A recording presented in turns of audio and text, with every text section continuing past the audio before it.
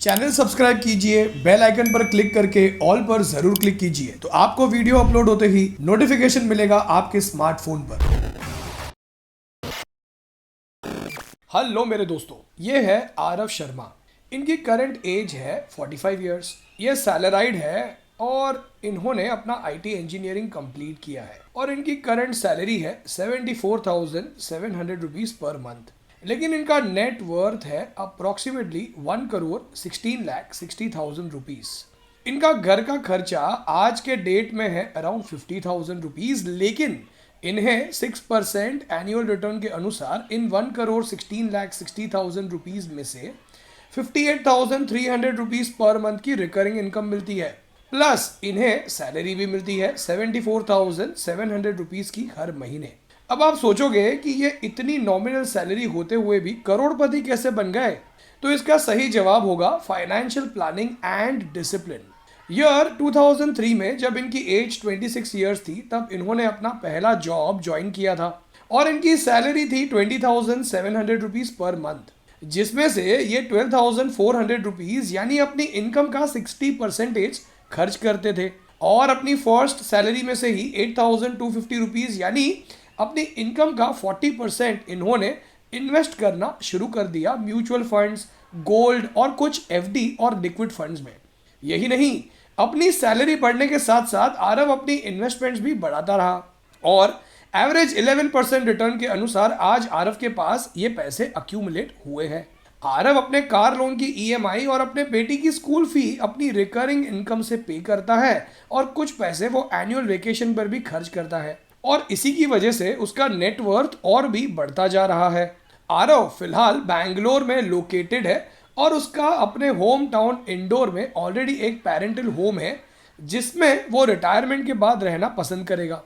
फिलहाल बैंगलोर में वो रेंट पर रहता है एज उसे पता है कि रेंट ईएमआई के कंपैरिजन में कम ही होगा और जो डिफरेंस अमाउंट है वो उन पैसों को अपने बेटी की हायर एजुकेशन के लिए इन्वेस्ट कर सकता है। आरव की टैक्स की प्लानिंग भी उसके फाइनेंशियल प्लान में की हुई है और वो सिस्टमैटिकली टैक्स भी सेव कर लेता है वेल्थ क्रिएशन करने के साथ। आरव के पास ऑलरेडी 6 मंथ्स का खर्चा लिक्विड फंड्स और एफडीज में रखा हुआ है so that suddenly job loss या किसी भी इमरजेंसी के कारण उसे किसी से भी पैसे बोरो करने की या लोन लेने की ज़रूरत नहीं पड़नी चाहिए। आरव काफ़ी खुश और पॉजिटिव रहता है एज उस पर या उसकी फैमिली पर कोई भी फाइनेंशियल स्ट्रेस नहीं है और ये खुशी उसके ऑफिस में उसके काम में भी दिखती है। अब ये तो हमने समझ लिया कि कैसे सही फाइनेंशियल प्लानिंग के साथ सही गोल्स अचीव किए जा सकते हैं। चलिए तो अब समझते हैं राहुल की कहानी, लेकिन इसे समझे उससे पहले मैं हूं भाविन, सर्टिफाइड फाइनेंशियल प्लानर और आप देख रहे हैं YouTube channel the art of wealth building, आपका one point destination to seek an unbiased consultation on personal finance। Rahul भी आरव की ही एज का है और उसकी करंट इनकम भी आरव जितनी ही है, that is 75,000 rupees per month.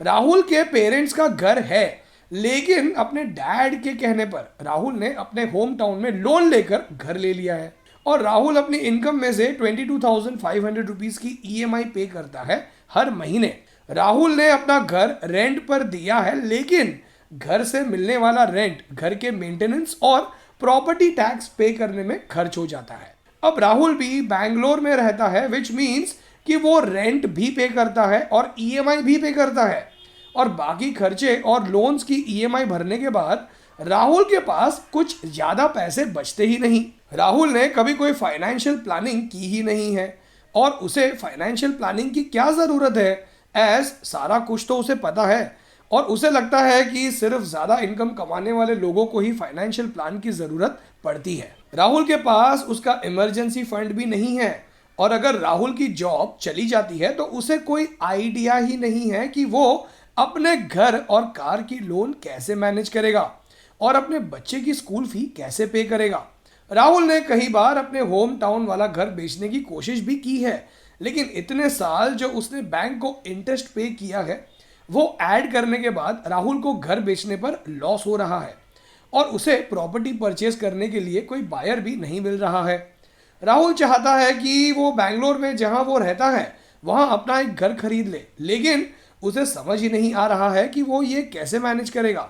Rahul के पास आरव की तरह कोई रिटायरमेंट प्लान नहीं है और उसे तो ये तक नहीं पता है कि वो अपने बच्चे की हायर एजुकेशन के वक्त पैसे कहाँ से अरेंज करेगा।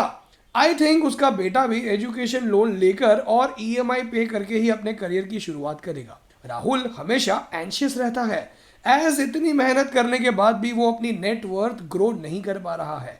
वो ऑलरेडी अपने 40s में है लेकिन उसकी बैंक बैलेंस ऑलमोस्ट जीरो है और जो प्रॉपर्टी उसने खरीदी है उसका सारा अप्रिसिएशन तो बैंक का इंटरेस्ट लेकर जाता है।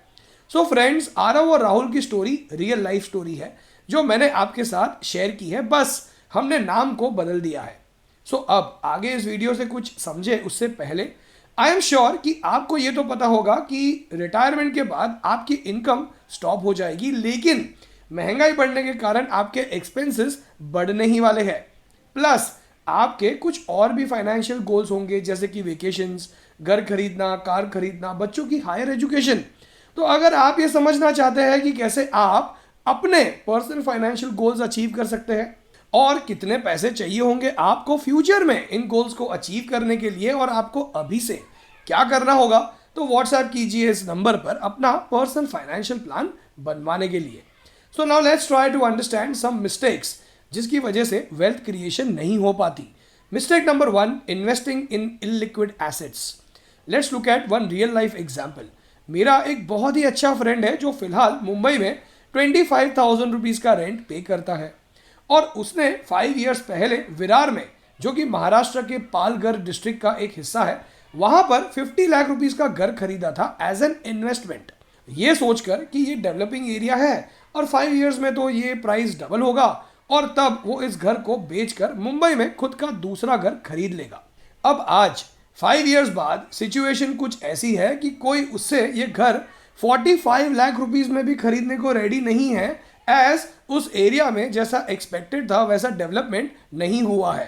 अब 45 लाख रुपीस के होम लोन पर मेरा फ्रेंड ऑलरेडी बैंक को इन 5 सालों में अराउंड 15 लाख रुपीस का इंटरेस्ट पे कर चुका है, plus registration charges and property maintenance charges.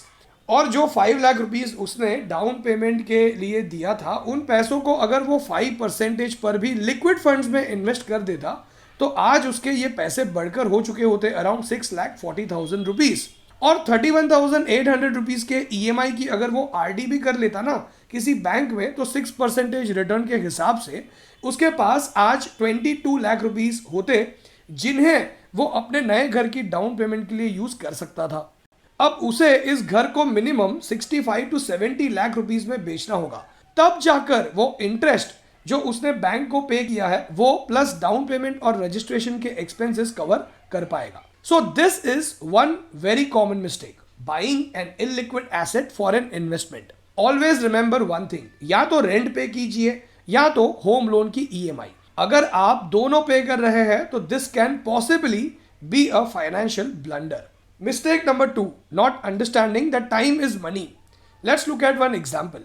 Vihaan की एज है 25 years, कार्तिक की एज है 35 years और बलराम की एज है 45 years। अब उनका टारगेट है उनकी एज 55 के होने तक 2 करोड़ रुपीस अचीव करना, विच मीन्स कि विहान के पास है 30 years और सिर्फ 5,600 रुपीज इन्वेस्ट करके भी वो ये गोल अचीव कर लेगा। लेकिन कार्तिक के पास विहान के कंपैरिजन में 10 years का टाइम कम है और बिकॉज ऑफ लेस टाइम उसे ज्यादा मनी इन्वेस्ट करना होगा, that is 20,000 rupees per month. और बलराम के पास विहान के कंपैरिजन में 20 इयर्स कम है and because of much lesser time उसे 86,000 रुपीज इन्वेस्ट करने होंगे every month. So this shows that more time you waste, more money you need to invest. Mistake number 3, not understanding that value of 1 rupee today is more than the value of same 1 rupee tomorrow. Let's understand this with one example. 2020 में 1 litre petrol का price था on an average 100 rupees per litre, which means कि 10 litre petrol के लिए 1,000 rupees देना पड़ता था। अब उसी 1,000 रुपीज में आज 10 लीटर की जगह सिर्फ 8.3 लीटर पेट्रोल मिलता है, यानी 1,000 रुपीज की कीमत 2020 में ज्यादा थी compare to the value of 1,000 rupees in 2022। So friends, अब अगर आप अपना पर्सनल फाइनेंशियल प्लान बनवाकर ये समझना चाहते हैं कि कैसे आप अपने पर्सनल फाइनेंशियल गोल्स अचीव कर सकते हैं और आपको फ्यूचर में कितने पैसे चाहिए होंगे इन गोल्स को अचीव करने के लिए और आपको अभी से क्या करना होगा, तो व्हाट्सएप कीजिए इस नंबर पर अपना पर्सनल फाइनेंशियल प्लान बनवाने के लिए। और अगर आप हमारे और भी सीरीज और वीडियोस देखकर अपना पर्सनल फाइनेंस से रिलेटेड नॉलेज बढ़ाना चाहते हैं तो लिंक मैंने नीचे डिस्क्रिप्शन में शेयर की है। कुछ सीखने मिला हो इस वीडियो से तो लाइक जरूर कीजिएगा।